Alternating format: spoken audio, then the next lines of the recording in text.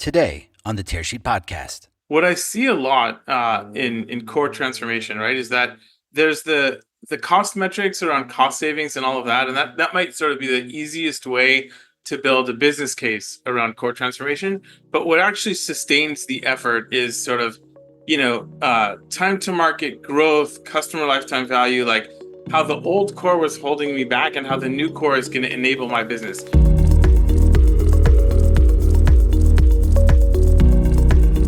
Welcome to the Tearsheet podcast, where we explore financial services together with an eye on technology, innovation, emerging models, and changing expectations.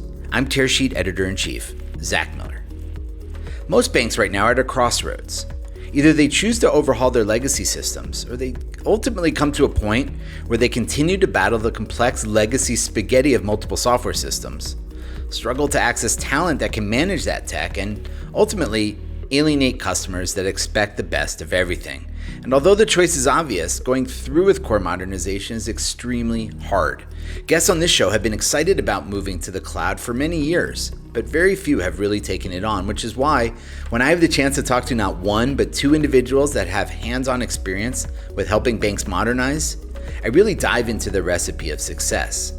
Joining us on the show today is Russell Barrett, COO of Valley Bank, who shares the path to modernization his $60 billion institution took, how he and his leadership team devised the bank's change management policies, the role of consultants in this process, and the challenges the bank faced.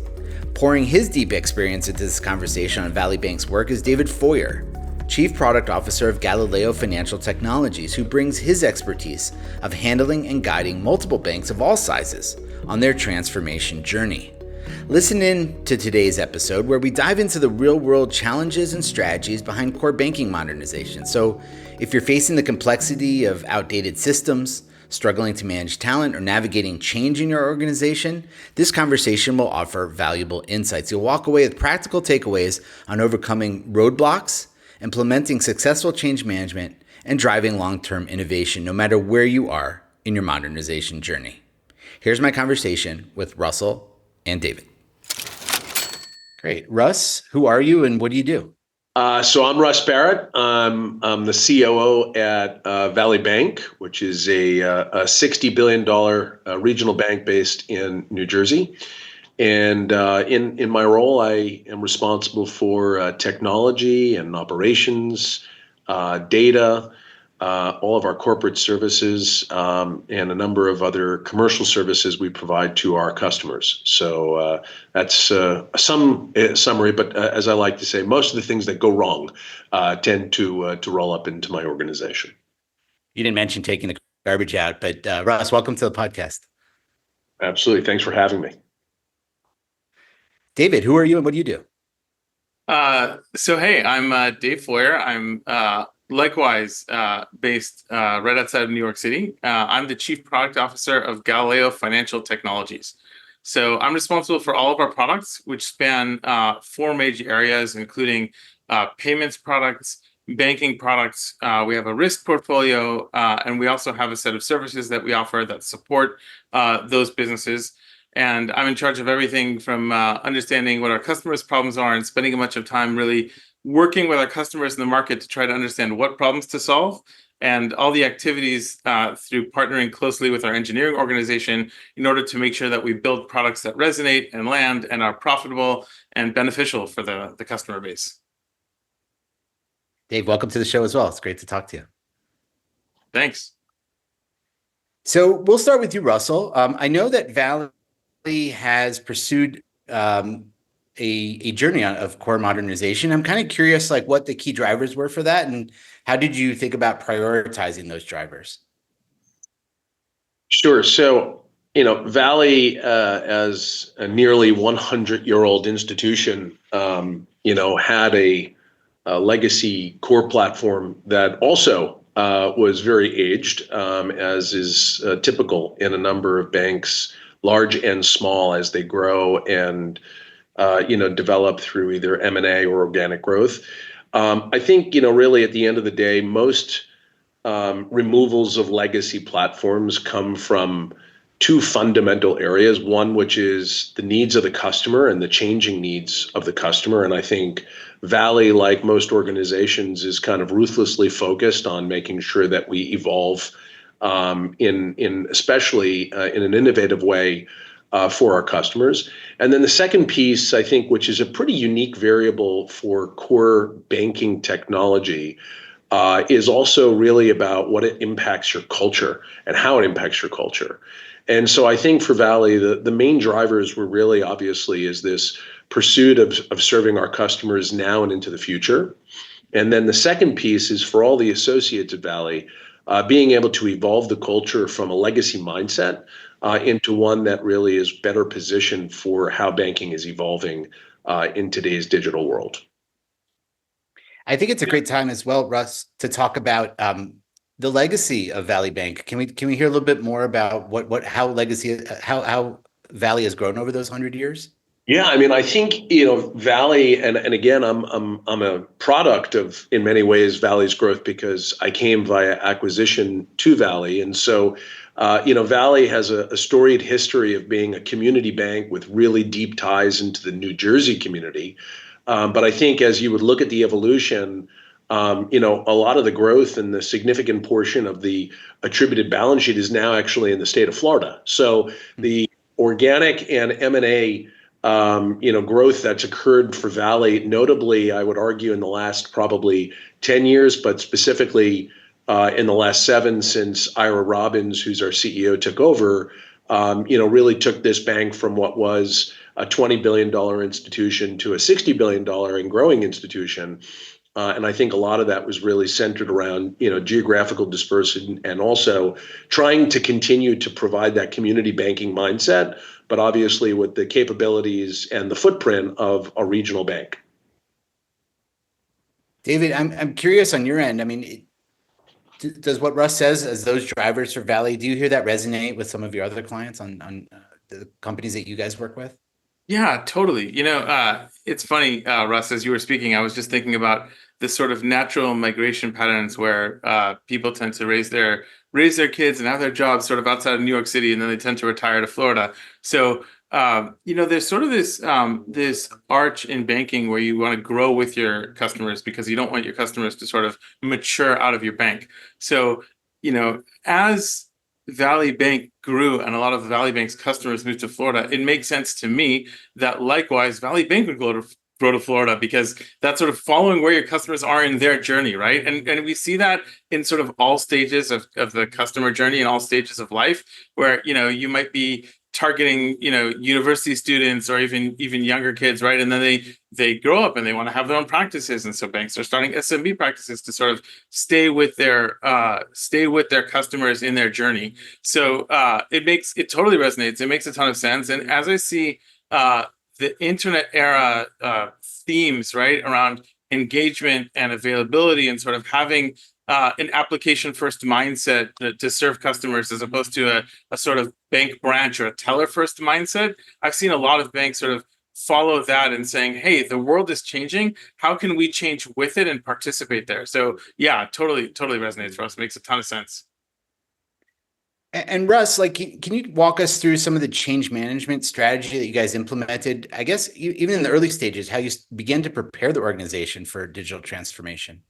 So, look, anytime you're doing something as ambitious, especially for a bank that has close to 1 million customers, doing a conversion, and there's a lot of ways to do it, but the way we did it, which was really a big bang conversion at that size and scale, the change management has to start at the top. So right off the bat, really the first kind of impetus of really gaining alignment and clarity at the executive level of the organization to make sure that there was clarity in terms of the direction we were taking, not just from, let's call it a technology play, but really the operating model, what it meant for the culture. And so everyone who was sitting on the executive team had a role to play in their respective domain, and then just generally as leaders to make sure that we were swimming in the same direction. So change management to me begins and ends with that kind of principled alignment at the top, and then making sure that the culture understands that one of the key pieces is to swim in the same direction, which then goes to what are the guiding principles on how you're going to go through something like that, because most of our attention spans, especially as you start thinking about execution, it doesn't last as long as a large scale core conversion would take. So when you think about the endurance that you're going to need to sustain from beginning to end, obviously there has to be some guiding principles, because there's going to be thousands of decisions, little tiny decisions that are going to be made. And countless interactions that you're going to be making. And so we use these guiding principles to kind of dovetail off of that leadership alignment, to be able to kind of make the, and for the first time ever, we built like an organizational change management practice inside of the bank, because we wanted to make sure that every associate of the bank understood what it meant for them individually. We had a team of people in this organizational change management. They went into every one of our 227 retail branches and spend time to make sure that everyone would really understand what that means. So that's the commitment that we had in terms of just making sure that people were able to really connect that change, whether it be at the top of the house, at the level of the C-level, or whether it be a personal banker working in a retail branch in Alabama. We wanted to touch them, and we wanted to make sure they understood. So that was really important for us on the change management journey. That's awesome, Russ. Let me ask you, because what I see a lot in core transformation, right, is that there's the cost metrics around cost savings and all of that, and that might sort of be the easiest way to build a business case around core transformation. But what actually sustains the effort is sort of time to market growth, customer lifetime value, like how the old core was holding me back and how the new core is going to enable my business. Are you seeing that as a better North Star for you to sort of align around as an organization? How do you think about sort of run the bank versus build the bank? Yeah, it's a great question, David. I think, the way we processed it was that for anyone who was working and had been acquired by Valley, the limitations that existed were pretty visceral, right? So there wasn't a lot of controversy about the call to change. The process of change, and how to be able to execute that change is really where a lot of the challenge was going to be, because it means trade-offs and compromise for that duration of time when you're doing large-scale change management. So a few things which I also think assisted us in that kind of run change calculus was we really were very light on using external consultancy. So 100% of our project was managed organically. There wasn't a single presentation that went to a board, executive team, or the rest of the organization that was delivered or performed by anyone other than Valley associates. And what that means is that you understood very clearly how to be able to take some of that business as usual BAU type work and some of the more aspirational work and process that in a conversation that's not multi-threaded. And I think that's really critical in terms of staying aligned, because it's a long period of time that you're going to be kind of traversing between the BAU period and the change management period. And so you want to have those same people who are really connected to both. I don't know if that's what you see in the implementations that your customers are doing, David, but for us, that's really important, is that we kind of owned it and we made sure that the run the bank and the change the bank people were operating in the same governance structures. Yeah, no, that makes total sense. And it is what I'm seeing, right? I think there's an increased reliance on, I would say, and I'm going to use the word consultants, right? But I'd say outsourced implementation help on the technology side. But when it comes to the business strategy, it's so, I apologize for using the word, it's so core to the mission of the bank, right? That the bank really has to own that. The bank has to own the vision, the change management, what they're going to roll out when, what they're willing to delay in order to build new products on the new core. All those decisions have to be owned by the people on the ground that are closest to the business and more importantly, closest to the customer. So that makes total sense to me. And yeah, I'm really, really glad to see that you guys are doing it that way. That makes sense.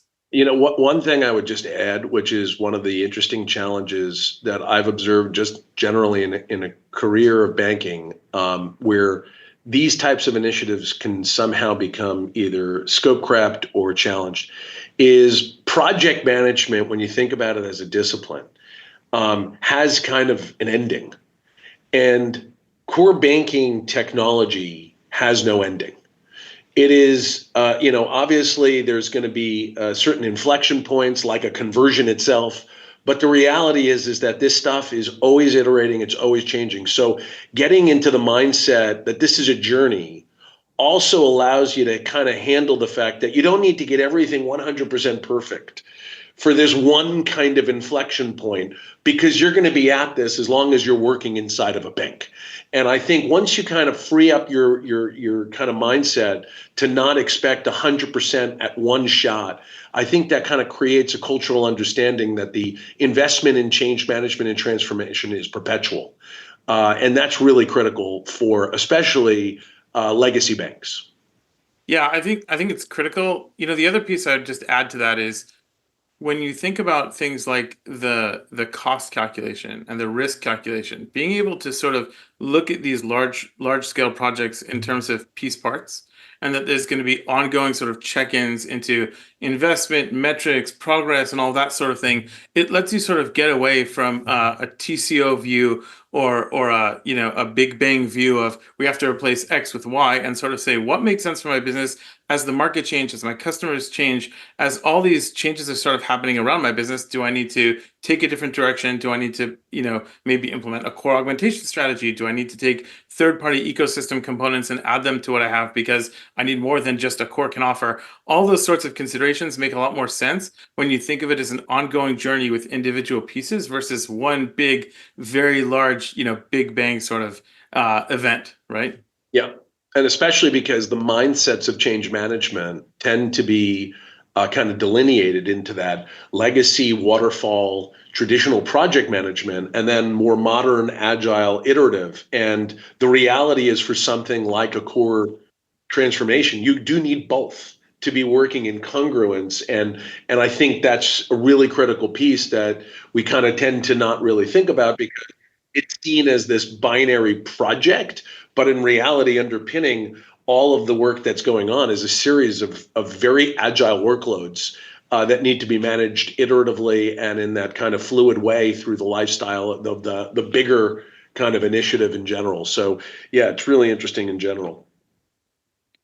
Russ, and using this, analogy of the journey, and I think that's an excellent point. Were there some unexpected challenges? I have to assume there were some that arose like throughout the process. I'm curious what those were and how Valley and your team rose to meet them. I think, look, the challenges are almost always going to be people centric because, large scale transformation happens with people, happens with and so, most of the challenges are going to be the conflict that always exists between the guiding principles of how fast you want to do it, what's right in terms of minimizing the disruption for your customer, and how do you make sure that you're doing it in a way that's going to deliver the value proposition that you've promised in terms of the program. And a lot of that really centers around people. So I think, for us, the challenge is when you're a regional bank, we don't have 8,000 people surrounding our program. So we have people running work streams. These are heroes. These are like courageous warriors out there trying to, really kind of bring the bank together. And so you have a high degree of key person risk. And so when you lose someone along that journey, it feels very deflating. In our case, we did it pretty quick from beginning to end. Including all of our studies, assessments, these types of business analysis, pre-execution works from beginning to end, really from the launch to the closure, we were at 16 months. So in 16 months, it's really short in core banking world. But I would say if you're working on these things as intense as you're working, it's exhausting. So managing the fatigue and the mindset and the energy of your key talent is perhaps one of the most important challenges. And part of the reason why there's a tendency in many cases to outsource parts of these implementations to consulting firms And I think in general, one of the great success stories I would say we had at Valley is just the incredible people who sustained that level of energy in being able to drive to the outcome despite 16 hard months of hard work and a lot of sacrifices. And that was, hundreds of people. And again, in some cases, one person driving a domain where, a lot of real trust and dependency. So key challenges were mostly people. I would say, we did a reasonably good job on our partnership network. We identified very, very early who are our key partners in the third party ecosystem. We were in front of them early. And so we did, of course, have challenges. You're always, when you're integrating, in our case, 160 integrations. So you're always going to have challenges. But I think we established the right rapport up front with all of our key partners. So we always had a quick way to relegate any issue that was managing there. So, in general, all internal associates, because they sacrificed a lot. And we wanted to make sure that they kept their energy and they saw the value of the meaningfulness of the work. What were some of the things that you did internally, I guess, to keep that motivation high? As you said, it was both a sprint and a marathon, right, at the same time. So we first and foremost, we promised everybody that they would never have to do this again to the degree that we would. That's the first thing. And by the way, I was leader because I made everybody, including Ira and Tom Iadanza, our president, I made him promise to me that I was never going to have to do this again. So that's the first piece. The second is we built a really, I think, a well thought out incentive program for those individuals who we knew were necessary to be able to get us across the entire institution. And I think, again, we built the right incentives as well with our partners. That's something that I think is a little bit more rare. And I don't know, David, your views on how your customers are working, but we were very intentional with a number of our partners that we wanted to go ahead and work outside of the standard statement of work and here's the book, but we wanted to make sure that there was incentive for success and disincentive for not being able to deliver as the partnership needed in this particular case. I don't know if that sounds unconventional or is that normal for you, but it'd be interesting to see how you react to that. Yeah, I mean, actually, it sounds both unconventional and normal for us. So, a lot of the way we do things, and actually, we've even boiled this down to like the way we price our core and everything. We think of how we can maximally align incentives between us and our clients, right? So, it's really important for us that we're able to get creative and that that we grow our business as our clients grow, as opposed to sort of we're selling software, we're a vendor, and so here's a software handshake and goodbye, right? That's just not a business model we're interested in. And so as we work more and more with clients that are focused on whatever market dynamics they're focused on, whether it's a given segment or a given set of products or a new set of products that they want to launch and they can't launch it from their old core, whatever it is, we try everything we can to align incentives so that we both get what we want, right? We get more use of our software and more growth for our business and ability to learn more about what our clients actually need in order to be successful. And and the exchange for that is our clients are successful, right? So being able to align incentives is really important. And I think that's fairly pervasive across our ecosystem of partners. Again, across banking software in general. Obviously, I don't think that's the norm. But I do think the world's changing, and I think as we move sort of from these these shiny refrigerator style racks that used to sit in the basements of these large buildings to cloud-based technologies and APIs, there's a lot more portability and accessibility to technologies. And so banks can be more choosy about who they choose to partner with and go seek out the partners that they want to do business with, not that they're forced to do business with. And I think that sort of opens the door to more aligning of incentives and more creative. We talk about camping with customers, right? How can we really get shoulder to shoulder and think about what the customer is trying to accomplish and how to get creative with them, whether it's the architectural level, whether it's the business level, whether it's about choosing the right partner and which other third-party partners might be able to augment the core to do what new thing they want.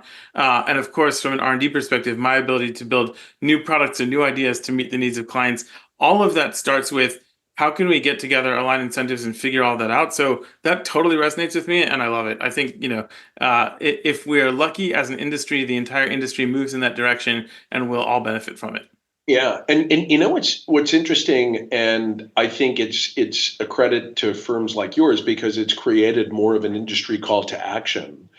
And what I've noticed is that in the DNA of a number of partners, if you're engaged, for agility and that level of kind of just general action, they're clearly capable, but it's not embedded into the DNA of the firm. So, what you start to see is that, if you bypass the kind of call to action for that kind of agility and partnership, they tend to have the ability to do it, but it's not necessarily always yet hit that point where it's really just kind of their default go-to-market strategy. And I think certainly you have a lot of luxury of being able to kind of have that inherently in your DNA from the onset. So it's just an interesting thing as I observe the whole landscape of our third party ecosystem and who's got that advantage and who's got their own legacy to contend with in terms of being more client centric. Couldn't agree more. Dave, I want to stick with you. Russ spoke about some of the challenges that Valley faced and how they surmounted them. I'm kind of curious what other challenges you're seeing with your clients in this modernization journey. So that's a great question. I think there's a bunch of things happening all at once, right? The first is that the COBOL programmers are retiring, right? So technology is evolving past us whether we're ready or not. And so the needs for modernization, go across people and processes and technology. So first of all, the old technologies we can no longer get people to maintain or build out, and so there's a move towards technologies that better address the skill set of the next generation of software developers, right? That are cloud centric and use APIs and expect headless architectures and microservices and that sort of thing. And so if we want to be able to hire, the next generation of technologists that are graduating from university and maybe have a few years of experience, we need to have systems that are native to what they know and not what the previous generation knew. And so I think there's pressure there. There's pressure around two-speed architecture and the way we've done whatever we can to stretch the value of our legacy technology finally breaking and saying, okay, we've really got to redo this. So there's all this technology stuff that's happening, and so there's the people stuff, which is like people are retiring that know the legacy technologies in COBOL, and so we need to replace those technologies because we can't replace the people with the same skill set. There's the technologies themselves which are evolving and enabling much better and faster growth in terms of our ability to build new products, get those to market, and sort of solve customer problems at the speed they expect them to be solved at, which is like the speed of other industries, even unregulated industries, because customers download a banking app and customers download a social media app, and they want to be impressed at the same level, right? So there's that. And then lastly, and this is something that Russ talks a lot about, is process, right? I think there's a lot of process around how we do business cases inside of banks, how we decide to make investments. And a lot of that is based on the legacy way of sort of waterfall thinking and big projects and sort of heavy investment. And I think there's much more of a move inside banks that say, can we make a light investment and test a value proposition? Can we get something quickly to market and see if it resonates with customers? If several customers ask for something, but we don't know if really all customers want it, and we don't have the ability to go do a survey, can we turn around a product in a month or two, get it to market, and see if that's something customers want? And if so, then we'll invest more. And if not, perhaps we leave it on the shelf, perhaps we, retire it, whatever it is. I think that mode of development is really starting to become more pervasive, particularly in an area, community banks and credit unions, where for a long time they were that whole industry was based on sort of large stacks that were hard to differentiate with, and were sort of were very immobile, right? Those stacks were sort of inflexible, right? Is there a way for us to get a more flexible stack and try to do things that really surprise and delight customers?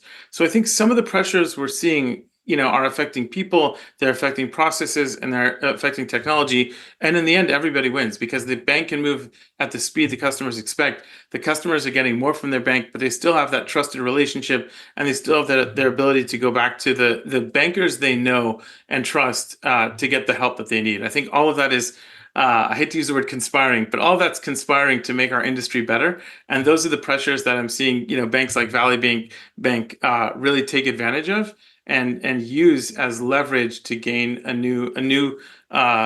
a new and important footing in a market that's perhaps previously underserved. It's actually really. I mean, obviously, I really agree and just appreciate the whole perspective. And I always say, because I'm this, obviously I'm a lifelong bank guy. I love banks and I love people who work at banks. So I right off the bat may not be for everybody. But what I would say is that banking and the cornerstone of banking. And we'll talk about a lot of things about what banking is.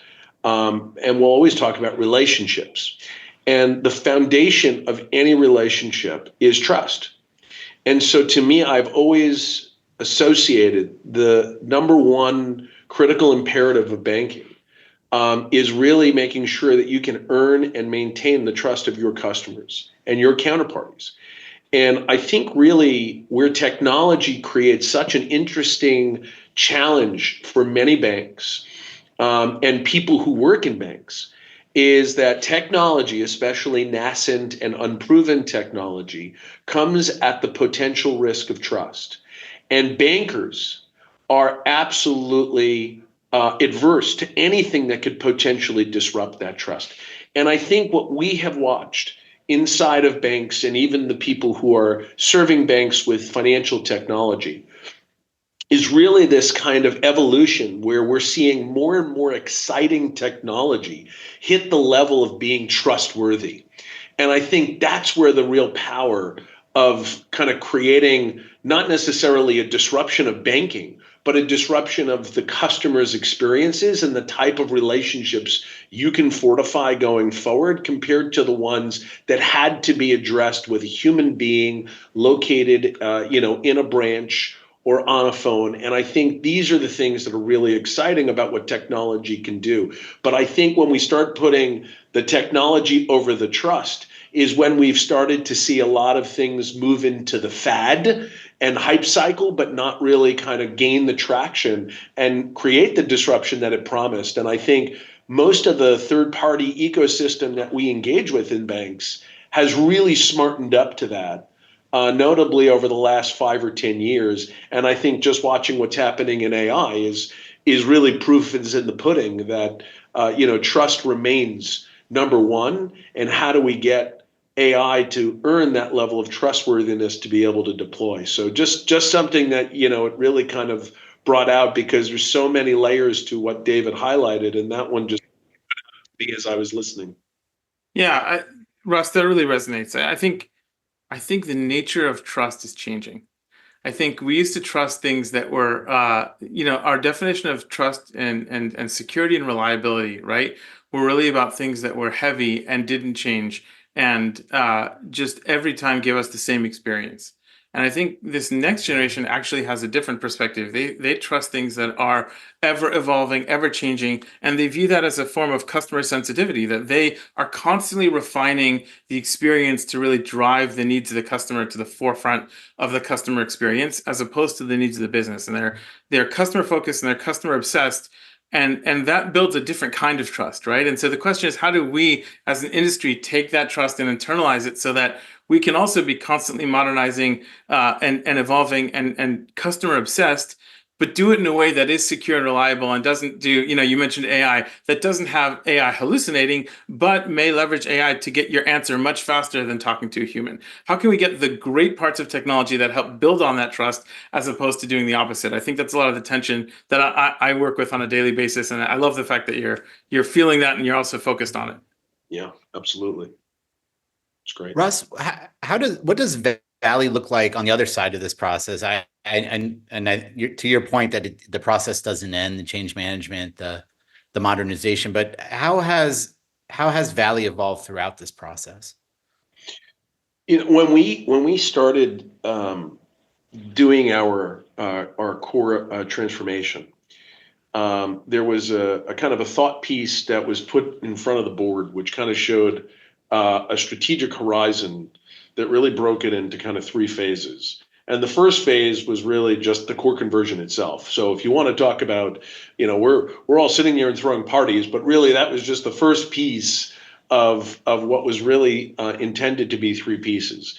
And we're right now squarely in this second piece, which is really trying to make sure that we can continue to have innovation as a cornerstone of how we go ahead and serve our customers. So making sure that while we were sitting there and going through this large scale work, that the agility and the ability to kind of iterate and completely serve the evolutions of technology for our customers, we didn't want to in any way get lost. And I think we're in this kind of dual path as we speak.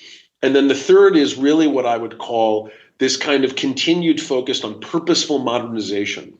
And purposeful modernization is when we really are focusing much more on capabilities, things that are really going to move the needle for our customers and what we can go to market to our customers with and what they need and their journey. And I think, even when David was sitting there and kind of connecting the dots between, people from the Northeast going to Florida, we also kind of, in a lot of ways, have similar connecting of dots when we start thinking about some of the various capabilities that our customers are now asking us for as their businesses become more complicated, as their internal needs to manage their own spend and their own life cycle events start to become a little bit more, what I would say, tied to their banking partnership, and a little bit less is something they want to keep on the side.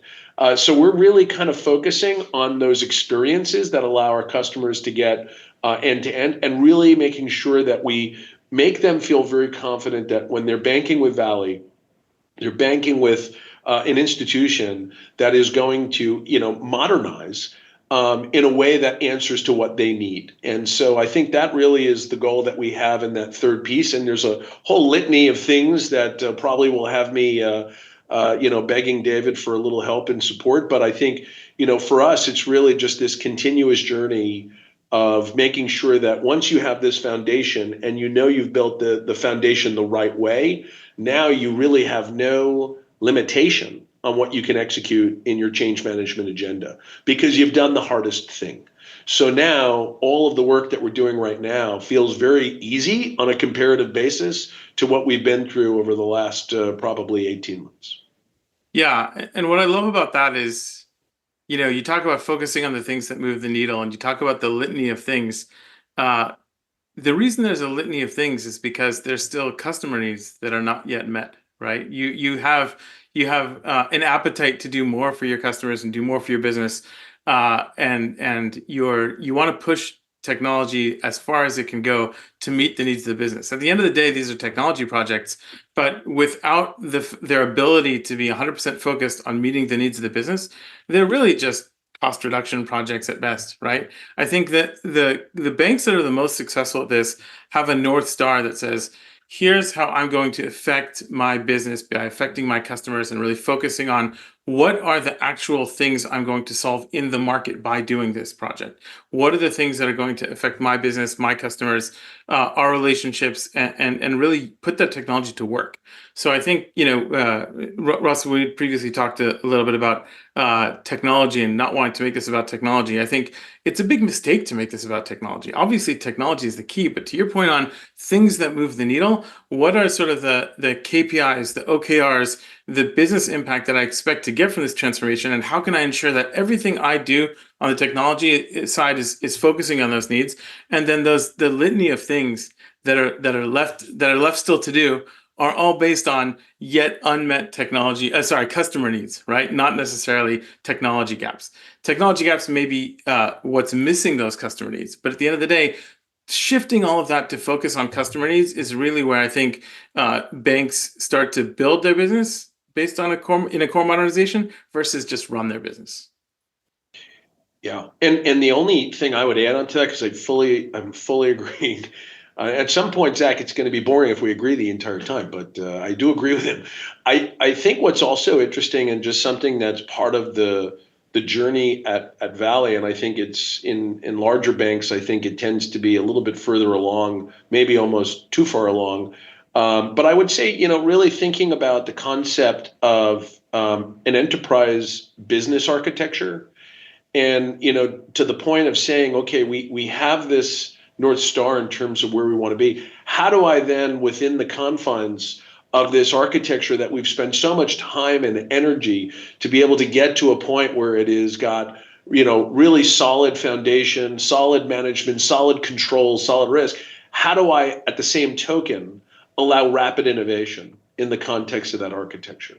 And I think this is something that for us has been a real part of, if you will, the sidecar of a lot of our transformation work, is kind of figuring out how do we get the new and the existing to get to a point where we, as a regulated institution with a very strong risk and control mindset, how do we kind of ensure that the rapid innovation, and our CEO is a really strong proponent of creating that cultural dynamic where we can continue to innovate like that. And so it just really dovetails, I think, with what you were saying there, in it being less really about the technology, but more of, in a way, the how. We really kind of make sure that there's value for it, and that we're really thinking about doing it with some form of strategic mindset. Yeah, that makes a ton of sense.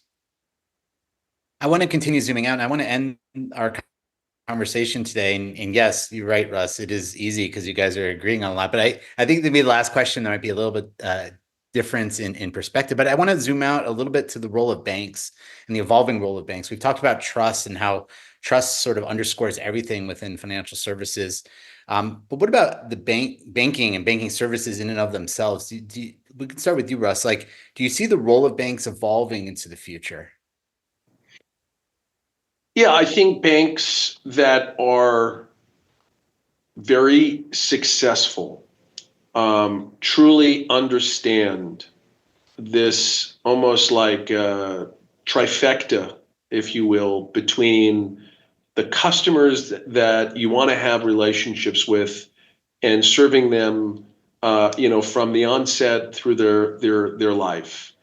The second is making sure that you have, an understanding of communities.